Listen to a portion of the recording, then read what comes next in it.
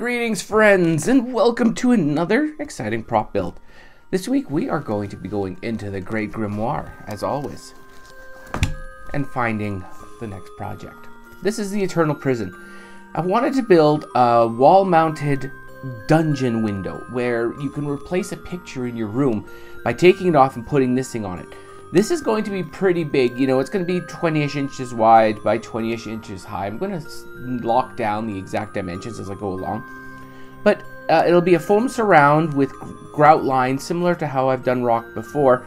But I want to use some plastic pipe as bars, and then I will be backing it with 1/8 inch masonite backing board. I don't know if masonite's the actual word for it.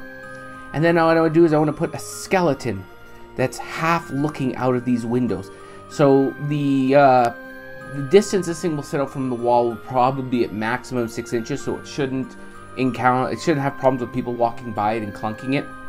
I think this is going to be a fun project. Regardless, I'm going to get into it and I'm going to start locking down what my designs are, and we will take it from there.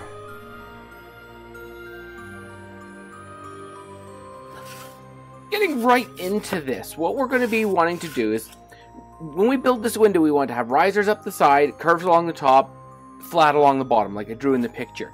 So the first step we're going to do is we want to get to something that looks like this. This isn't even quite finished yet, but I'm going to just go over how to get it to this point. We want to do a stacked looking brick on the top, and I'll show you how to get to here from here.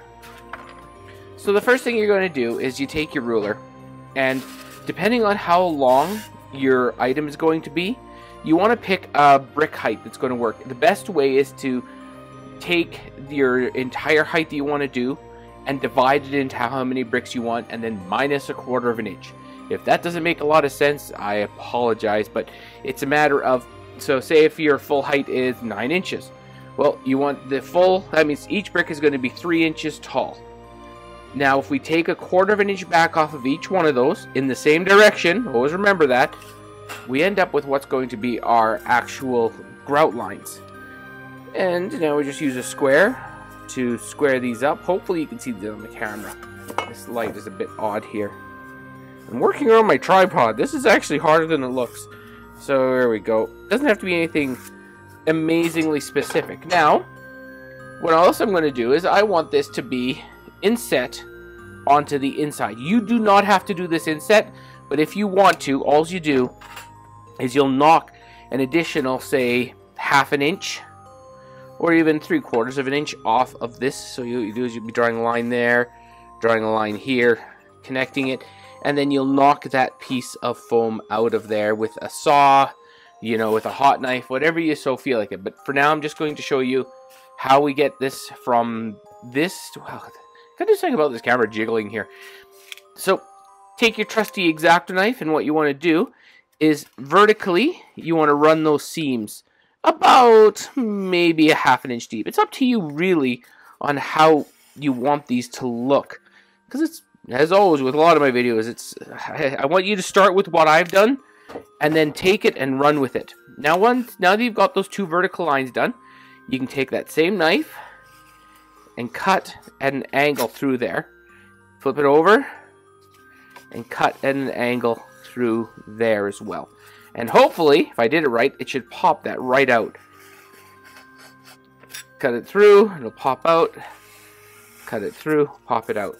Now, you can see you've got your 2 grout lines. This is where I use a wood rasp, and this is a pretty heavy duty file. And then what I do is I just go into those gaps and I rasp it out. And what it does is it gives it a really nice texture, as if it had, sorry for the bumps there, guys. You can see it's got like a look of an actual texture in there.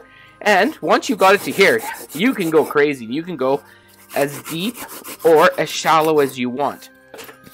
And that will make it so you get your grout lines. Now on the side, we'll do the same thing. You will measure this. Do not follow me. I'm just doing this real quick so I can show you what the heck I'm dealing with.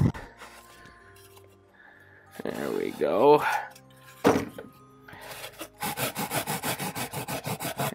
Just like that, you round off that side, and you have a grout line on a brick. This gets harder if you are doing, say, a longer outline. You can still do it with this, but you won't be able to get that perfect flat. Now, simple as is, you take a knife and you roughly knock off all of these corners. You don't want to be consistent. The last thing you want is consistency. And the last thing I want to do is cut towards myself. So, a little bit like that. Cut both ways, and you'll end up with a very rough looking brick. Now, up here there's a video on how I do stone texture, and you use a piece of concrete next to go through and beat up this surface a bit more.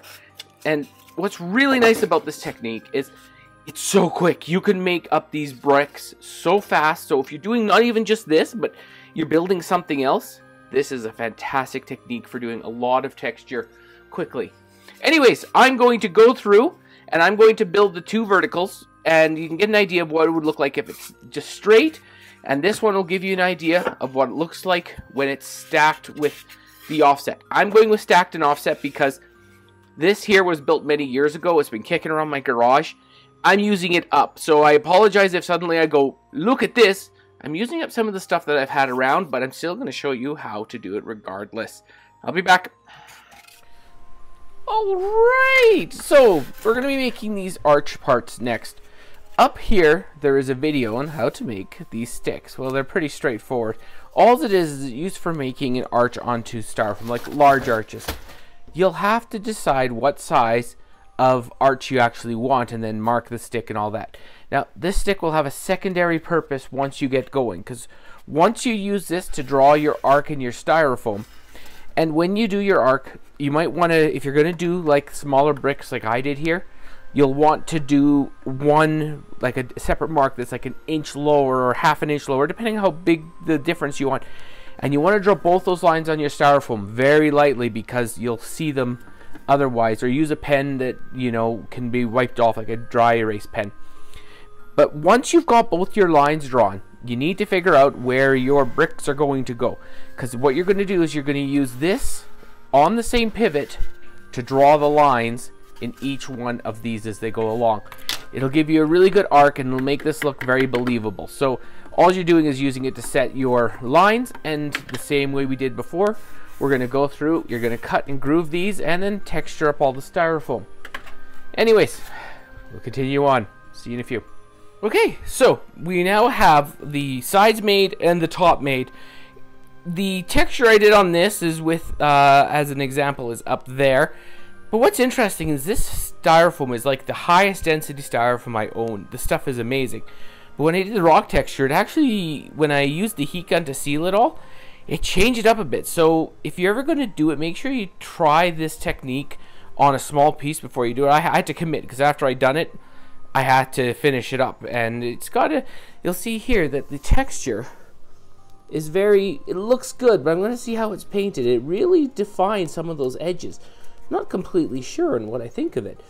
It'll probably look fine, look like weathered rock. But anyways, the last thing I have to do now is I have to build the bottom lintel here, and then we're going to work on building the bars to make this thing whole work. The other thing you're going to have to do is you're going to have to measure up and cut out a piece of, this is, actually when I found the name of it, it's standard hardboard. And this is about an 1/8 of an inch thick, and it's nice and thin. It's nice and polished. It's great for painting, and it's cheap. This whole sheet was like $12. Keep that in mind when you're looking for thin board that doesn't have to be structural. This stuff is great. Anyways, I'm going to be cutting out a piece to cover up the back of that, and I'll see you when I come back to get everything else starting to be finished up here. Back in a few. Okay, you can see that we've got everything set up here. I'm lining up to the bottom so I have something to square off against. We have to build the bottom lintel here. Now, what I want to do is I want to do an angled part here coming out so it comes down. So the end here, whoop, the end here is going to be cut at like a 45-degree angle. But then I thought it would be pretty cool if I overlapped slightly onto here. So I'm going to notch this styrofoam. If you don't have a big piece like this, you can just put in a flat here with a flat on top. It would look really good, and you don't have to worry about, you know, screwing around with big styrofoam that I just happen to have lying around. So anyways, I'm going to go start working on this. I'll be back and describe exactly what I decided to do. And just, yeah, See you in a few. Okay, as you can see, I went through. I made this about an inch wider because I thought it looked cool, and same thing over here. And then I angled it at 45 degrees. I brought down the width of this a tiny bit because I realized it was higher than this brick and it didn't look well. So all I did is I knocked it down to get that last little bit. And now you can see it creates a fantastic lintel on the base of this window. Now what's going to happen is we're going to be putting some holes in here for the plastic pipe, which happens to be sitting right there. And we're going to make the bars in here, and then we're going to start putting things together. Right now everything is just floating, but you're getting an idea where we're going with this. Anyways, I'll be back once I get that all textured up and ready to go, and then it'll be a matter of, so I'll show you how I'm going to put these bars in. Anyways, back in a few. Now, what I've done here is you can see I've got 2 pencil lines drawn. What this is to make it is so when I go to glue these things on, that I end up with something to line up to so I get this thing square.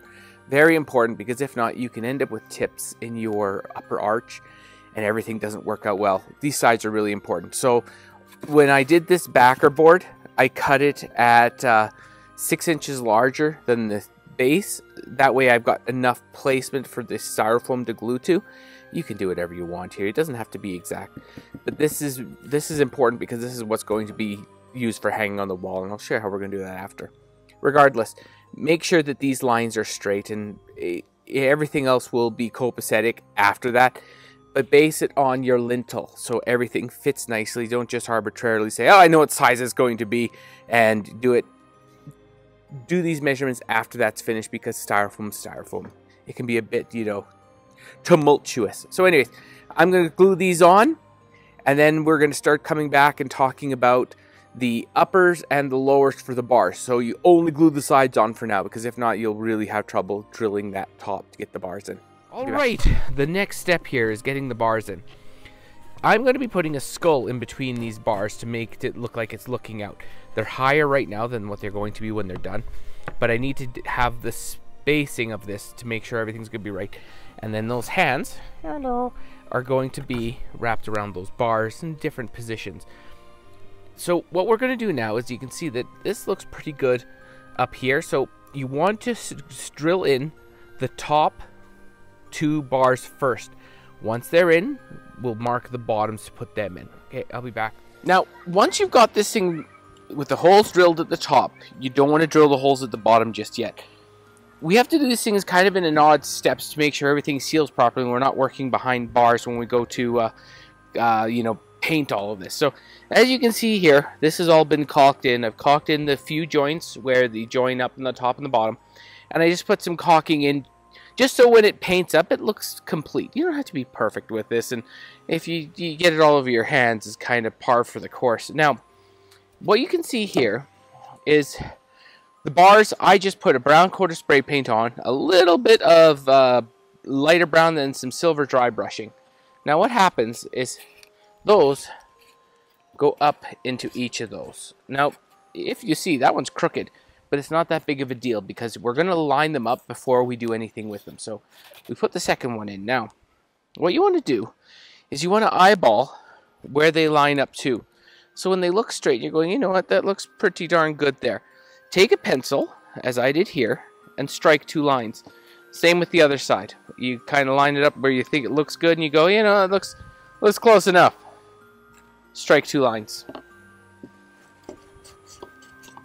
Now, placing your bottom piece in place, what you're going to have now is you're going to have marks where you want to put your bars in. And on this side as well, just move it down a little bit if you don't see them. You'll see both of your marks where you got to put your holes in. Drill your hole.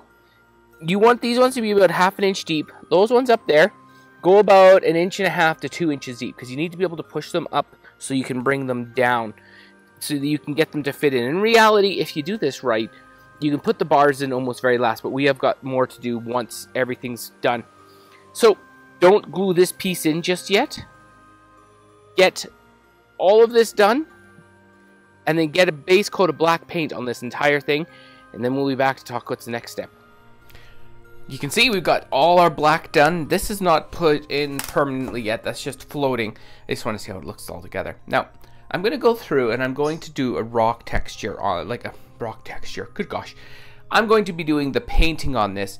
And what I'm going to do is I'm going to do each brick as a transition just so I can show you exactly the layering of the color that you're looking for. Because what we're going for is we are going for a brick that looks like this. And you can see all the color on it. This takes a little bit of work, but it's not as hard as it initially appears. So anyways, I'm going to go start doing this and I'll take you along for the ride. See you in a few. Now, the first coat you're going to do is I took black and diluted it with antique white. You can use white. Just you need to have a dark gray that's a really good base coat. And this is going to dry a little bit darker than you see here. You can already see that there's a difference. You can really see it on the inside bricks.